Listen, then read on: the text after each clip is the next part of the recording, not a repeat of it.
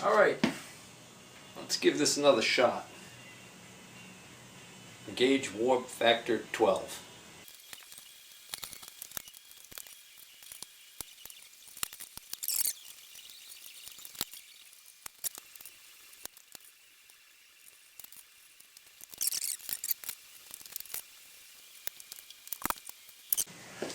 The first 11 are on the shaft being supported.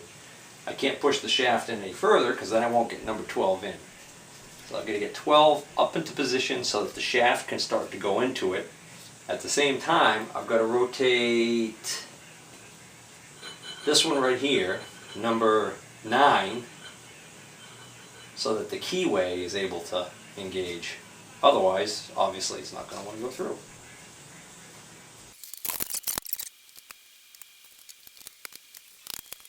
Alright, so this is the view you guys had last time I was wrestling with this. The difference now is I can do this. I can move these things over with ease. So that prep work is what I should have done in the first place. This one's a little tighter, but then I can't handle. Alright, so now I can see the keyway down there, which means I'll be able to line up this one.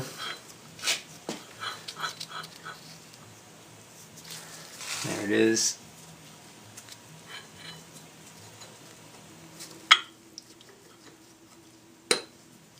That's in, which then will allow me to move this in further, like that.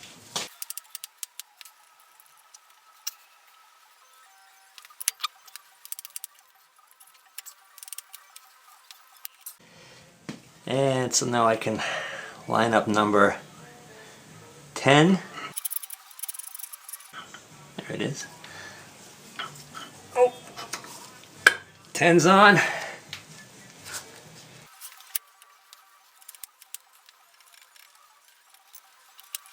Now I can line up number 11. So I can slide this whole thing forward again. Gear number 1 is getting a little tight down this end. I'm so close now though that, yeah, I can just push this through. I've got to get that to move. Alright, it's just that first gear, so I'm going to get that big wide chisel in there and don't want to go.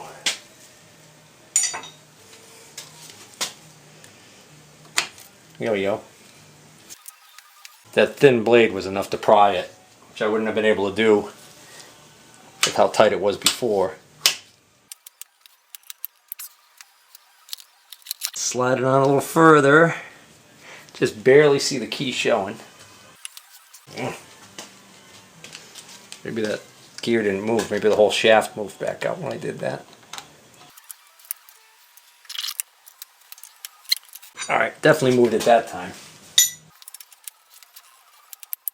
And I can see the key, so now I can key number 12.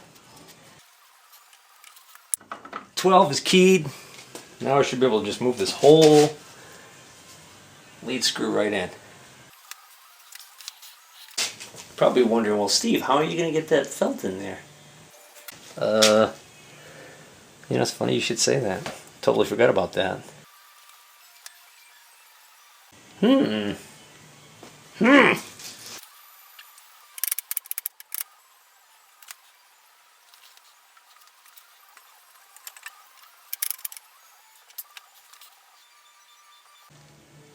I might have to abandon my felt idea.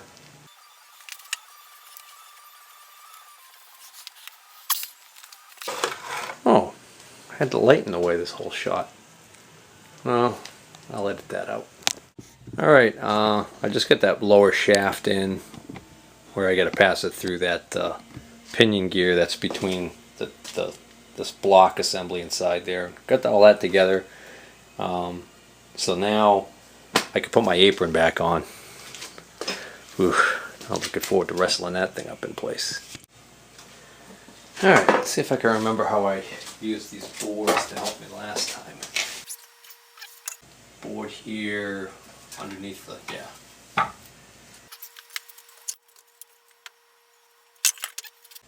Lifting with my back, not my legs. That's a good way to pull a muscle. A little worse. Alright, let's try this again.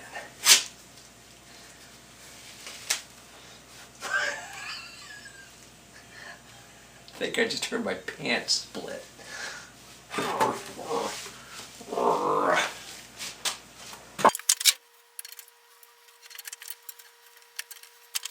That was a waste. I've got to make sure the keyway is where I can deal with it.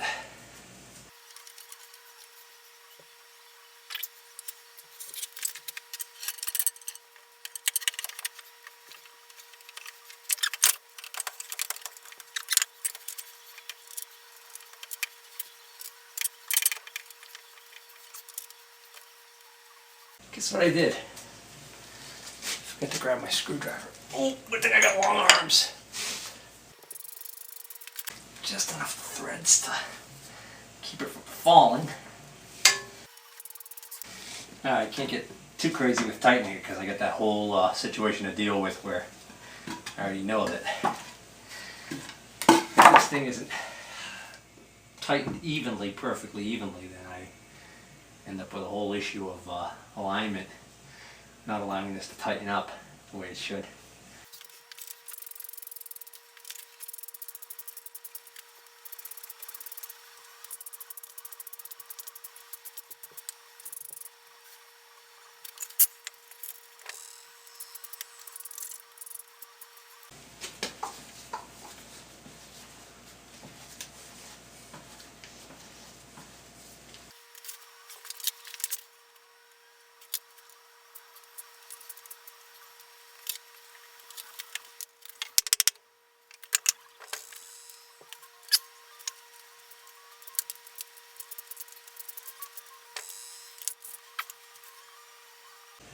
Alright, I remember having trouble with this before. I think last time I took out a couple of these screws completely. Or at least far enough so the heads aren't captive. And the countersunk openings. Yeah, I bet you it's this one. Now I think I can get this to go up. There we go.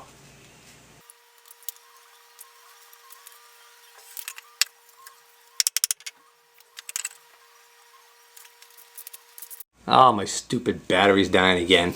My problem is right here. This is impinging on this. I've got to make sure that the front of the apron is out far enough to kick up into there. Alright guys, I just switched to another camera because I want to keep working on this. Today's actually Father's Day, and so I've actually got some time today and to myself. It's raining outside, so the kids are inside playing video games, and for the most part they're entertained, which lets me get to this. So anyways, I did get the apron on. I had a heck of a time getting the apron on. I couldn't get this one screw to go in. And then I remembered that one of these screws was shorter than all the rest. So sure enough, this screw was over here. And in actuality, the head on this screw is a little bit smaller than the heads on the other screws. I don't know if that's a replacement screw somebody put in there later or what the deal is, but I'll give you a close-up of that if the camera's going to focus for us. So this is the screw to the far right. You can see how close tolerance it is that it fits in that hole. Same thing with that one. Same thing with that one. And then this is the one I couldn't get in before. Then I took this screw out of the far right and put it in here, and worked out perfectly fine. Of course, there were a couple other issues. As the camera battery was dying, I was trying to point out this camera. Actually, I just noticed this camera actually focuses when I put it in macro mode, which the other camera doesn't even have. I can focus on something really up close. But you can see right here, oops, you can see right here that this back edge of the apron actually has to sit in front of this lip right here. And what was happening before when I was trying to get this raised up, I didn't realize it, but it was hitting this bottom edge here. So that was part of the problem there. So I got a couple issues here to deal with now. I wanted to put the hand wheel back on, and that's just going on really tight. So I think I'm going to take that off and try and clean it up. I'm probably going to have to use the puller to get this off now. I had to use the puller to get it off originally, and it's really tight on there. But then the other problem I had was I couldn't figure out why I couldn't get the apron to move. I knew I was just barely catching the end of the rack gear, that this was disengaged from the rack. So I put a board in there and used the board to try and pry and slip this over, and it didn't want to move, and I didn't want to force it. And it's a good thing I didn't want to force it, because what had happened was I hadn't noticed, but the half nut lever had slipped into the engaged position at some point when I was messing with things. So the top of the half nut was actually catching the lead screw, which is why it wouldn't move. Notice I said top of the half nut. Well, that's because I found something else. Notice the half nut. At some point, the lower half of the half nut's pin was able to slip out of the groove it's supposed to ride in on that cam gear, and so it's completely out, and I can't get it to go back in. So, as luck would have it, though, I think I'm going to be able to just see. I slid the apron out over the edge here far enough to expose those hex nuts right there, those hex bolts. I remove that one and the lower one. I could take that little piece out, put the half nut into position, and then screw it back together. Oh, you stinker. Alright, should be able to get it with a wrench. 9/16. Top one I should be able to get out of the socket.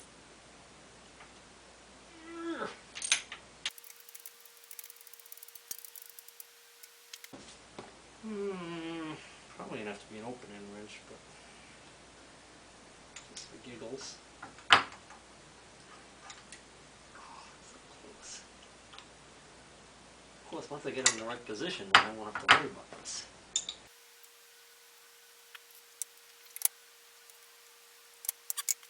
Just because one wrench doesn't fit doesn't mean the next one won't. Oh, it's so close. There we go. There we go.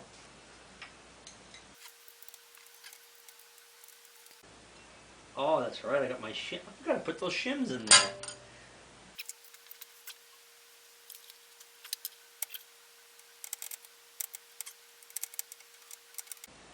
If I could rotate this a little further, I could actually get this to go back in. But rotating it further would mean that the top half nut has to drop down more, which you can't do anymore because of the lead screw being there. Question is, do I want to move the whole apron off there far? No. If I move that much further out, then this will be, yeah, I'll be a little uncomfortable with how much weight is sitting out here on the far edge. Nope, I think I'll just go with plan B and get this so,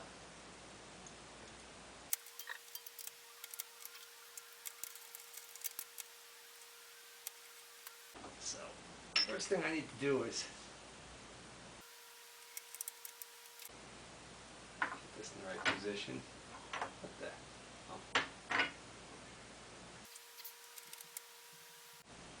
Now the trick's going to be getting this back in there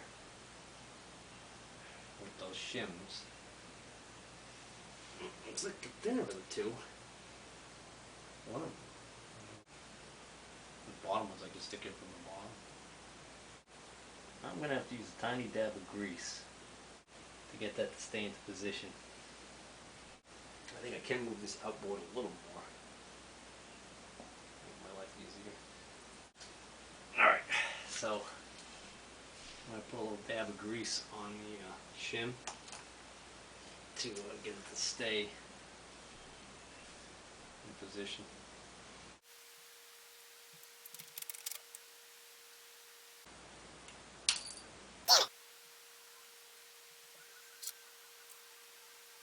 I apologize if I just blocked the camera angle, but now I'm just trying to get this in. That bolt should keep the upper shims from falling out. Lower shim should be a piece of cake. Should be able to just hold them in position until the bolt starts clamping.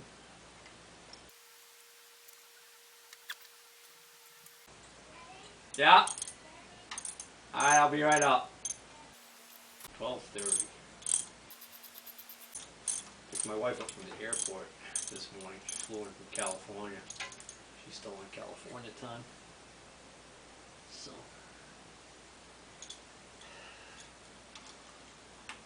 she's sleeping.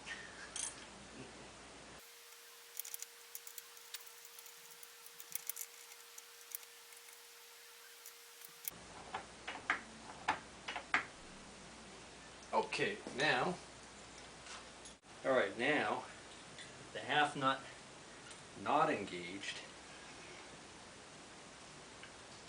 I can slide this back on.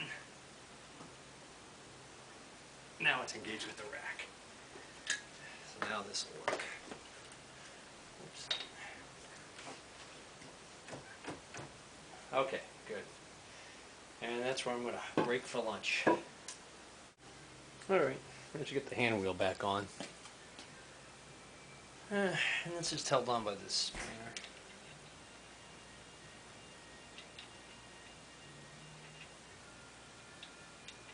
It's almost like a bearing retainer nut.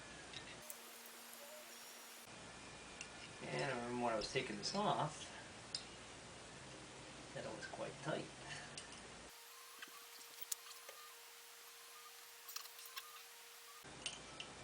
Oh, I know a trick around this. So if I put something in there to shim this, I should be able to get turned just a little bit extra.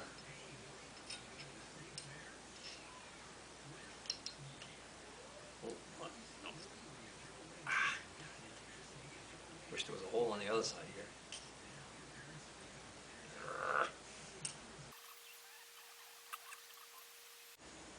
Let's see. I throw this rod in here. Will that work? No. Alright. I'm gonna cheat and do what people do that don't have a spanner wrench.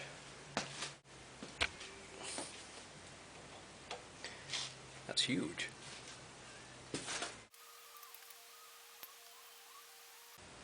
The fitted hand wheel is still so tight on this shaft that I wonder whether or not I even need this on there.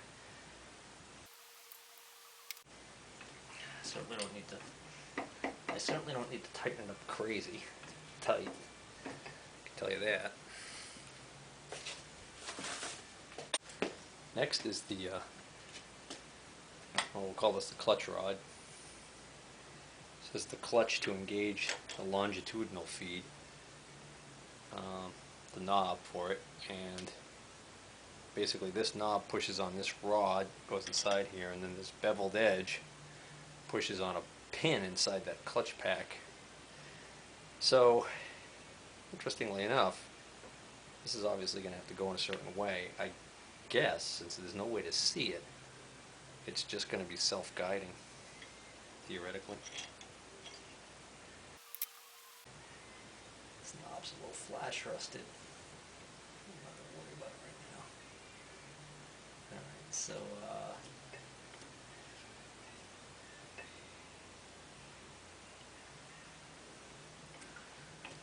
I guess if I tighten this up, I shouldn't be able to do this.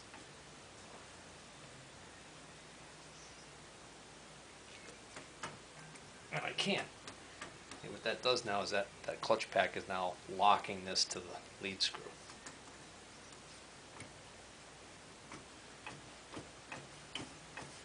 Cool. Alright, I moved the carriage down a little bit so I can get the camera angle from this side here, because what I'm going to do now is I'm going to install this bracket, which before I had temporarily installed this bracket to hold up that lower rod, but what actually goes on with the bracket is this shifting lever right here. The shifting lever right here, and the way this works is this is keyed to that lower shaft, and it sits on the side here like this, and what ends up happening is this is to shift from neutral to forward to reverse. That whole linkage underneath there, which I already explained ad nauseum, I guess. So I will not say any more about it. I will just install it. Oh, I thought this was kind of interesting. Here on top, after I cleaned it up, you can see where this is kind of bashed pretty good, and it looks to me like that's probably years of having that come up and hard and hit something. And I'm not quite sure what. Maybe the corner of the apron here. Probably have a better idea once I get the bracket, once I get it installed. So the trick here, of course, is I know the bracket has to go on this way, so you've got to kind of put this, sandwich this together before you slide it on.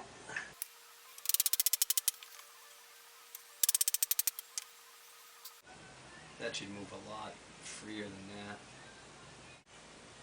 There's probably a bunch of crap on the back of this rod that... Oh, actually, I thought I cleaned that. I didn't take that rod completely off to clean it though, so I never really saw the back side of it.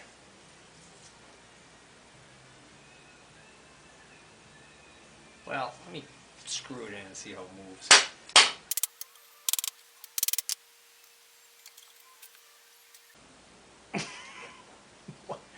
That's a hoop. Doesn't fit. Oh, how could that be? Oh, there we go. Somewhere about there.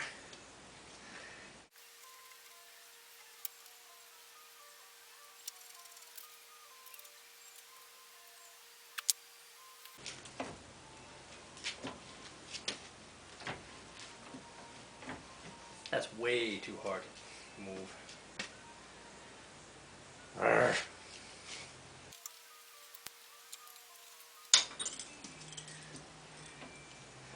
See how easy it moves with that off?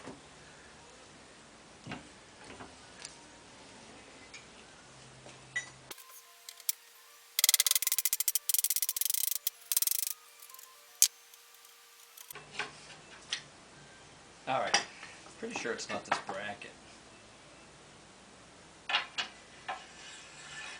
Nope, not the bracket. Should have figured that much. Oh yeah. That keyway acted as a scraper and collected a bunch of crap. I just cleaned this. So, we gotta figure out a way to clean the backside of that groove without taking this whole rod out. This is interesting how this little piece of key stock is made. It's got a pin on it.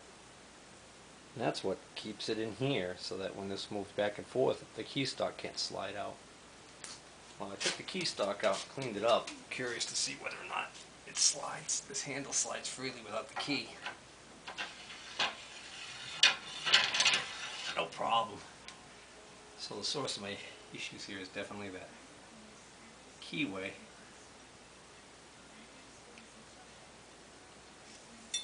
If I put the key back in after I cleaned it, see if that makes any difference. Well, actually, that does move freely. What the heck? It's a little rough. Let's clean that up.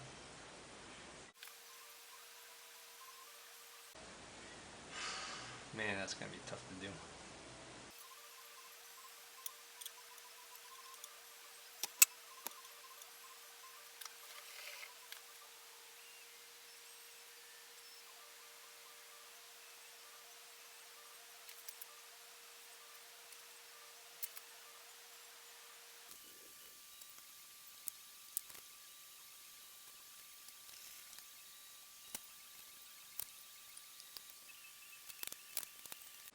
Yeah, trying to get the backside of that rod perfectly clean is just not working out. It's full of really, I took the key out piece of key stock with the pin in it out. I used it as a cleaner to try and clean up that groove, and the stuff that came out of there was this grease that was like almost like tar consistency. So what I needed to solvent clean that.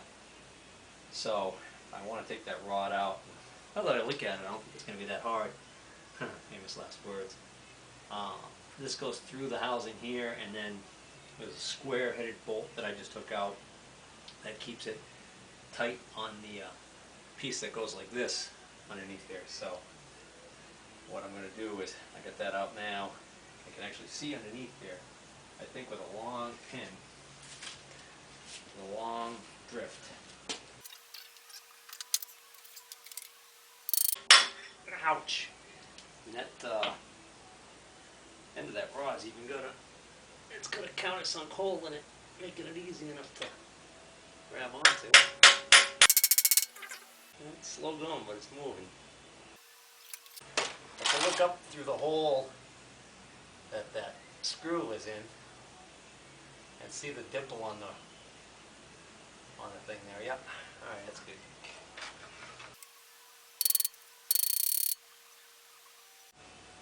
Getting it back in might be a feat.